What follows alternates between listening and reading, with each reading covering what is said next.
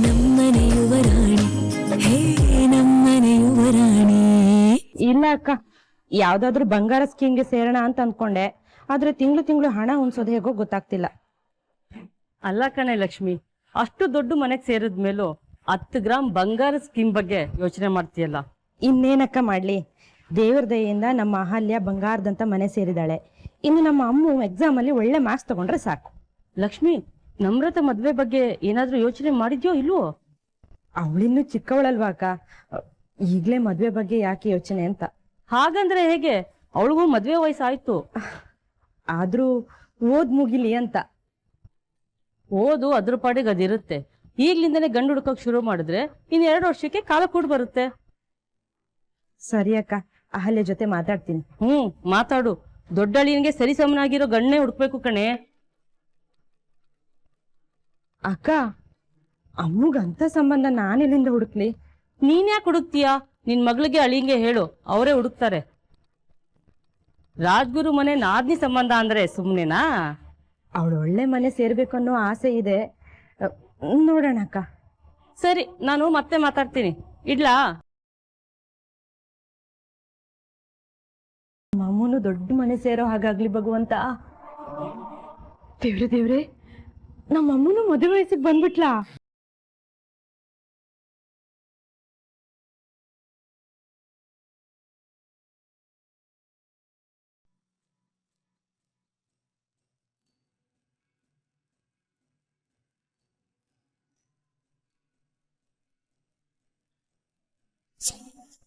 S 18-7. Super ಆಗಿ ಆಡ್ತೀರಾ ನೀವು. ನೀವು ಅಷ್ಟೇ ನಮ್ರತ, ಸಖತ್ ಕಾಂಪಿಟೇಷನ್ ಕೊಡ್ತಾ ಇದ್ದೀರಾ.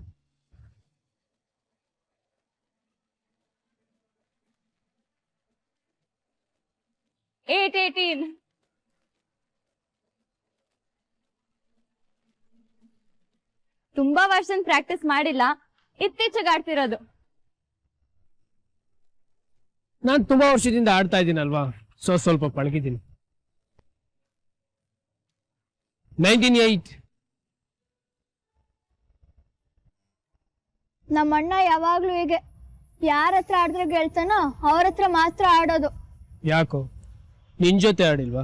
ಸಾಕೇತ್ ಅಣ್ಣನ ಜೊತೆ ಆಡಿಲ್ವಾ? ನೋಡಿ, ನಾವಿಬ್ರು ಆಡ್ತಿರೋದಕ್ಕೆ ಅವನ್ ಕೋಪನ.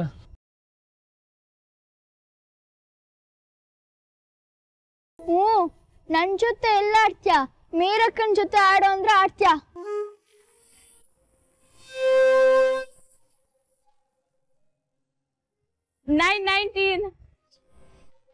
ಅವಳ ಜೊತೆ ಯಾರೋ ಆಡ್ತಾರೆ, ಒಂದ್ ರೂಲ್ಸ್ ಇಲ್ಲ, ಒಂದ್ ರೆಗ್ಯುಲೇಷನ್ಸ್ ಇಲ್ಲ.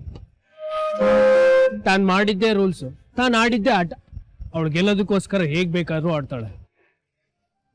ಹಾಗೆ ನಿನ್ ಸರ್ವಿದಾಗ ಮಾತ್ರ ಬಾರಿಸ್ತಾಳೆ.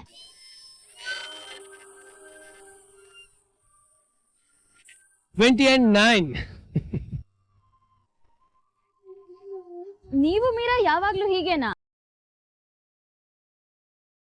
ಹೇಗೆ? ಅದೇ ಯಾವಾಗ್ಲೂ ಜಗಳ. 21-9. ನಾನ್ ಜಗಳ ಮಾಡಲ್ಲಪ್ಪ, ಕಾಲ್ ಕೆರ್ಕೊಂಡು ಅವಳೇ ಜಗಳಕ್ಕೆ ಬರ್ತಾಳೆ. ಈಗ್ಲೇ ನೋಡಿ, ಅವಳು ಇಳ್ದೇ ಇರೋದಕ್ಕೆ ಎಷ್ಟು ಪೀಸ್ಫುಲ್ ಆಗಿದೆ. ಓಹೋ, ಮಾತುಗಷ್ಟೇ ಇದು. ಮೀರಕ್ಕ ಕಾಣಲಿಲ್ಲ ಅಂದ್ರೆ ಮನೆ ಪೂರ್ತಿ ಹುಡ್ಕದ್ ಈ ಅಣ್ಣನೇ ಫಸ್ಟ್.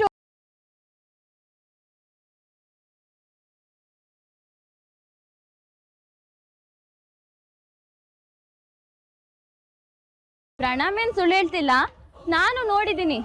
ನೀವಿವತ್ತು ಮೀರನ್ನ ಹುಡ್ಕೊಂಡು ಎಷ್ಟು ಓಡಾಡ್ತಿದ್ರಿ. ಭಾವನು ಮೀರಾ ಮೀರಾ ಅನ್ಕೊಂಡು ಕೂಗ್ತಾ ಇರ್ತಾರೆ. ಏನ್ ಮಾಡೋದು, ಅವಳು ಚಟಾರ್ ಪಟಾರ್ನ ಕೇಳಿ ಕೇಳಿ ಅಭ್ಯಾಸ ಆಗಿದೆ. ಅದಿಲ್ಲ ಅಂತಂದ್ರೆ ಇರಿಟೇಷನ್ ಶುರು ಆಗುತ್ತೆ, ಇದ್ರೂ ಇರಿಟೇಷನ್ ಇರುತ್ತೆ. Yes, win. Good game. Ani, Namrata, ಪ್ರಾಣಿ, ಕಾಫಿ ರೆಡಿ, ಬನ್ನಿ. ಬಂದೇವಾ.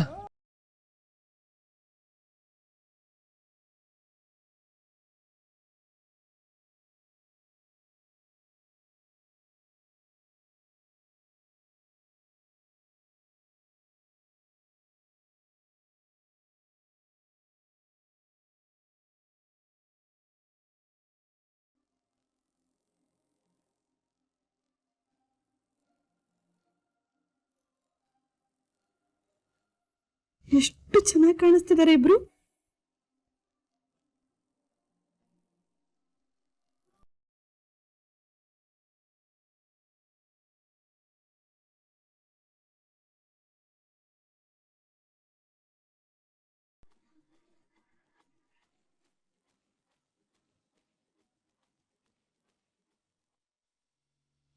ಯಾರ್ ಗೆದ್ರಪ್ಪ ಇವತ್ತು? ಪ್ರಣಮ್ ಗೆದ್ದ. ಹೌದೇನು ಪ್ರಾಣಿ, ನೀನ್ ಇವ್ರಿಬ್ಬರನ್ನು ಸೋಲಿಸ್ದ? ಪ್ರಣಮ್ ಪ್ರಣಮ್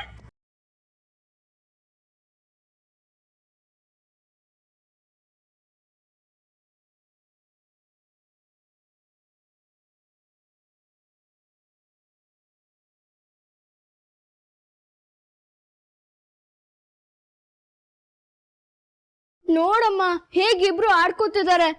ನನ್ನ ಒಂದಾಟಕ್ಕೂ ಸೇರಿಸ್ಕೊಂಡಿಲ್ಲ. ಅವ್ರಿಬ್ರು ಆಟ ಆಡ್ತಿದ್ರು. ಆಯ್ತು ಬಾರೋ, ಯಾಕೆ ಕೋಪ ಮಾಡ್ಕೋತೀಯ? ಬಾ ಕಾಫಿ ತಗೋ.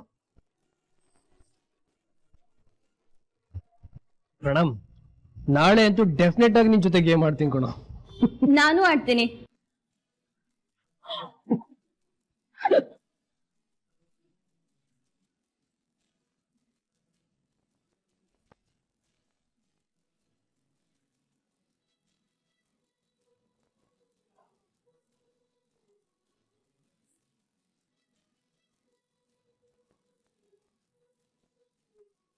ಲಕ್ಷ್ಮಿ ಅಮ್ಮ, ಅಲ್ಯಾಕೆ ನಿಂತ್ಬಿಟ್ರಿ? ಬನ್ನಿ ಕಾಫಿ ತಗೊಳ್ಳಿ.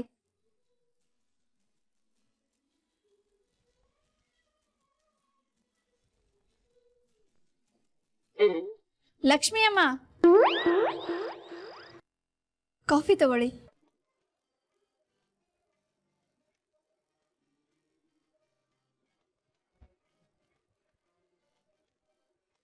ನೀನ್ ಇಷ್ಟು ಚೆನ್ನಾಗಿ ಶೆಟ್ಲ್ ಆಡ್ತೀಯ ಅಂತ ನನ್ಗೆ ಗೊತ್ತೇ ಇರ್ಲಿಲ್ಲ. ಇನ್ಮೇಲೆ ಡೈಲಿ ಆಡೋಣ, ಏನಂತೀಯ? ನೀವ್ ಹೇಳಿದ್ರೆ ನಾನೇನಿಲ್ಲ ಅಂತೀನಾ?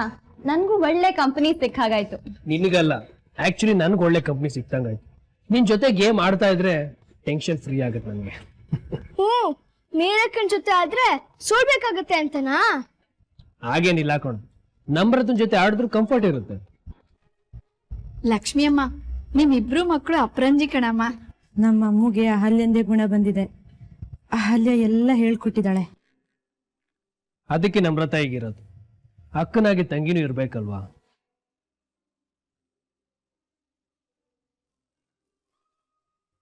ಪ್ರಣಿ, ಮೀರನ್ ಫೋನ್ ಮಾಡ್ಬೇಕು, ಸ್ವಲ್ಪ ನನ್ನ ಜೊತೆ ಬಾರೋ.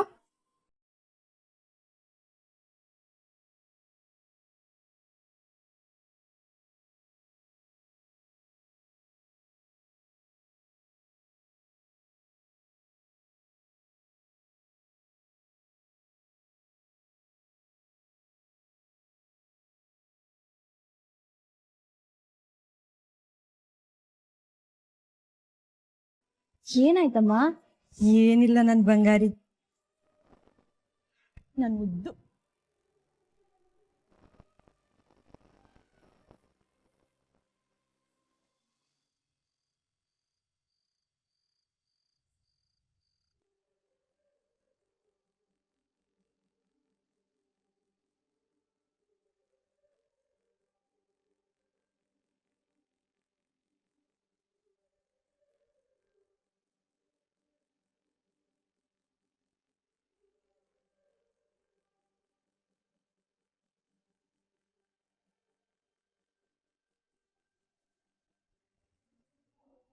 ಅಮ್ಮ, ಇನ್ನೂ ಮಲ್ಗಿಲ್ವಾ? ಯಾಕೆ ನಿದ್ದೆ ಬರುತ್ತಲ್ವಾ? ಹ್ಞೂ ಅಹಲ್ಯಮ್ಮ, ಹೇಗ್ ನಿದ್ದೆ ಬರುತ್ತೆ? ಈ ಹುಡುಗಿ ಹೋಗಿ ಎಷ್ಟೊತ್ತಾಯ್ತು, ಇನ್ನೂ ಬಂದಿಲ್ಲ. ಹೌದಮ್ಮ, ತುಂಬಾ ಹೊತ್ತಾಯ್ತಲ್ವಾ? ಇಷ್ಟೊತ್ತಿಗಾಗ್ಲೇ ಬರ್ಬೇಕಿತ್ತಲ್ವಾ? ಹ್ಞೂ ಅಹಲ್ಯಮ್ಮ, ಇಷ್ಟೊತ್ತಿಗಾಗ್ಲೇ ಬರ್ಬೇಕಾಗಿತ್ತು, ಇನ್ನೂ ಬಂದಿಲ್ಲ. ಎಷ್ಟು ಬುದ್ಧಿ ಹೇಳಿದ್ರು ಈ ಹುಡುಗಿಗೆ ಬುದ್ಧಿ ಬರಲ್ಲ. ಎಷ್ಟು ಸರ್ತಿ ಹೇಳಿದೀನಿ, ಬೆಳೆದ ಹುಡುಗಿಯರು ಮನೆಗೆ ಬೇಗ ಬರಬೇಕು ಅಂತ. ನನ್ನ ಮಾತೇ ಕೇಳಲ್ಲ. ಏನೋ ಇಂಪಾರ್ಟೆಂಟ್ ಕೆಲಸ ಇರಬೇಕು. ಇನ್ನೊಂದು ಸ್ವಲ್ಪ ಹೊತ್ತಿಗೆ ಬರ್ತಾಳೆ ಬಿಡಿ ಅಮ್ಮ. ನೀವ್ಯಾಕೆ ಬೇಜಾರು ಮಾಡ್ಕೋತೀರಾ? ಅದು ಹಾಗಲ್ಲ ಅಹಲ್ಯಮ್ಮ, ನಿಮಗೂ ಗೊತ್ತು ಈ ಲೋಕ ಎಷ್ಟು ಸೂಕ್ಷ್ಮ ಅಂತ. ಅಂಥದ್ರಲ್ಲಿ ಇವಳು ಹೀಗೆ ಲೇಟಾಗಿ ಬಂದರೆ ಹೇಗೆ ಹೇಳಿ? ನನಗೂ ಬುದ್ಧಿ ಹೇಳಿ ಹೇಳಿ ಸಾಕಾಗೋಯ್ತು. ನಿಜಮ್ಮ, ಆದರೆ ಅವಳು ಬಂದ ತಕ್ಷಣ ಒಂದು ಮಾತು ಹೇಳ್ತೀನಿ. ನೀವೇನೋ ಯೋಚನೆ ಮಾಡಬೇಡಿ, ಹೋಗಿ ಮಲ್ಕೊಳ್ಳಿ. ಅದು ಹೇಗಾಗುತ್ತೆ ಅಹಲ್ಯಮ್ಮ? ನನಗೆ ಇವಳ್ದೇ ಚಿಂತೆ ಆಗೋಗಿದೆ. ಸಾಕೇತಾದ್ರೂ ಬುದ್ಧಿ ಹೇಳ್ತಾನೆ ಅಂದರೆ ಅವನು ಇವಳ ಪರವಾಗೆ ಮಾತಾಡ್ತಾನೆ. ಅಮ್ಮ, ನೀವು ಚಿಂತೆ ಮಾಡಬೇಡಿ. ಅವಳು ಬರೋವರೆಗೂ ನಾನು ಇಲ್ಲೇ ಇರ್ತೀನಿ. ಬಂದ್ಮೇಲೆ ಅವಳಿಗೆಲ್ಲ ತಿಳಿಸಿ ಹೇಳ್ತೀನಿ. ಅಕ್ಕನ ಸ್ಥಾನದಲ್ಲಿ ನಿಂತು ನಾನು ಅವಳಿಗೆ ಒಂದು ಮಾತು ಹೇಳ್ಬೋದಲ್ವಾ? ಅಯ್ಯೋ, ಅದಕ್ಕಿಂತ ಸಮಾಧಾನ ನನಗೆ ಇನ್ನೇನಿದೆ ಅಹಲ್ಯಮ್ಮ. ನಿಮಗೆ ಅವಳ ಮೇಲೆ ಎಲ್ಲ ಅಧಿಕಾರ ಇದೆ. ಸರಿ, ಹಾಗಿದ್ರೆ ನಾನು ಅವಳ ಹತ್ರ ಮಾತಾಡ್ತೀನಿ, ನೀವು ಹೋಗಿ ಮಲ್ಕೊಳ್ಳಿ. ಸರಿನಮ್ಮ.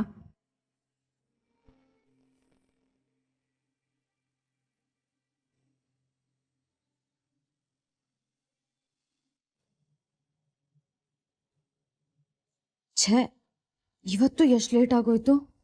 ದಿನ ಹೀಗೆ ಆಗ್ತಿದ್ರೆ ಮನೇಲಿ ಬೈಸ್ಕೊಳ್ಳೋದು ಗ್ಯಾರಂಟಿ. ಇಷ್ಟೊತ್ತಿಗಾಗಲೇ ಅಮ್ಮ ರಾಮಾಯಣ ಮಾಡಿರ್ತಾರೆ, ಈಗಂತೂ ಮಹಾಭಾರತನೇ ಶುರು ಆಗ್ಬಿಟ್ಟಿರುತ್ತೆ.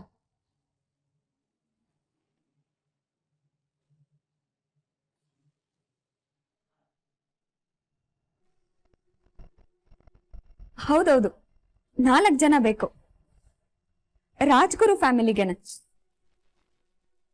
ಕೆಲವೊಂದು ಮೆಟೀರಿಯಲ್ ಶಿಫ್ಟ್ ಮಾಡೋದಿದೆ. ಪೇಮೆಂಟ್ ಬಗ್ಗೆ ನೀವೇನು ವರಿ ಮಾಡ್ಕೋಬೇಡಿ. ಹಾ, ಕರೆಕ್ಟ್ ಟೈಮಿಗೆ ಬರೋದಕ್ಕೆ ಹೇಳಿ. ಸರಿ. ಅಕ್ಕ, ಏನ್ ಶಿಫ್ಟ್ ಮಾಡಿಸ್ತಿದ್ದೀರಾ? ಅದನ್ನ ಆಮೇಲೆ ಹೇಳ್ತೀನಿ ಪುಟ್ಟ. ಮೊದಲು ಗಡಿಯಾರ ನೋಡಿ ಟೈಮ್ ಎಷ್ಟಾಗಿದೆ ಹೇಳು.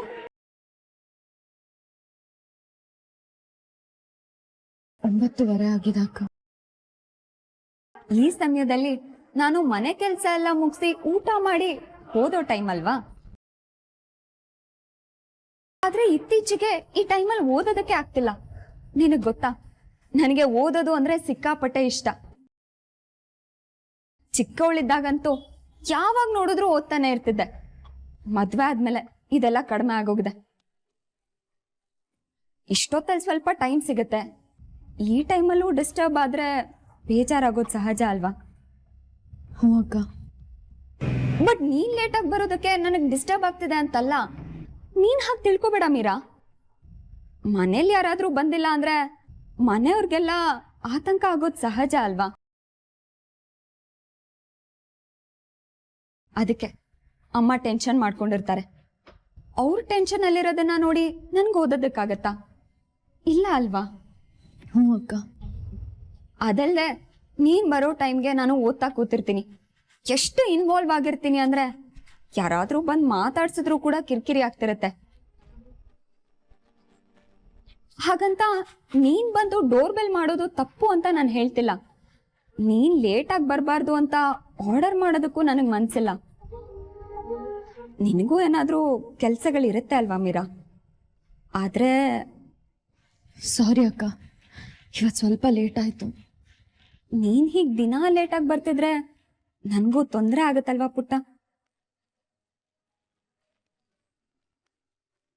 ಹ್ಞೂ ಅಕ್ಕ. ಹಾಗಂತ ನಾನು ನಿನ್ಗೆ ಮೇನ್ ಡೋರ್ ಕೀ ಕೊಡ್ಬೋದು. ಆದ್ರೆ ಹಾಗೇನಾದ್ರೂ ಕೊಟ್ರೆ ಸರಿ ಇರತ್ತಾ? ಈ ಮನೆ ದೊಡ್ಡ ಸೊಸೆ ಆಗಿ ಬೇರೆಯವ್ರ ಕೈಗೆ ಕೀ ಕೊಡೋದು ತಪ್ಪಲ್ವಾ? ಹ್ಞೂ ಅಕ್ಕ. ಅದಕ್ಕೆ ನಾನೊಂದು ಪರಿಹಾರ ಹುಡುಕಿದ್ದೀನಿ. ಏನಕ್ಕ? ನೀನ್ ಹೀಗೆ ಯಾವಾಗ ಬೇಕಾದ್ರೂ ಬರ್ಬೋದು, ಯಾವಾಗ ಬೇಕಾದ್ರೂ ಹೋಗ್ಬೋದು ಅನ್ನೋದಾದ್ರೆ ನಿನ್ಗೆ ಬೇರೆ ಮನೆ ಇದ್ರೆ ಚೆನ್ನಾಗಿರತ್ತೆ ಅಲ್ವಾ ಮೀರಾ?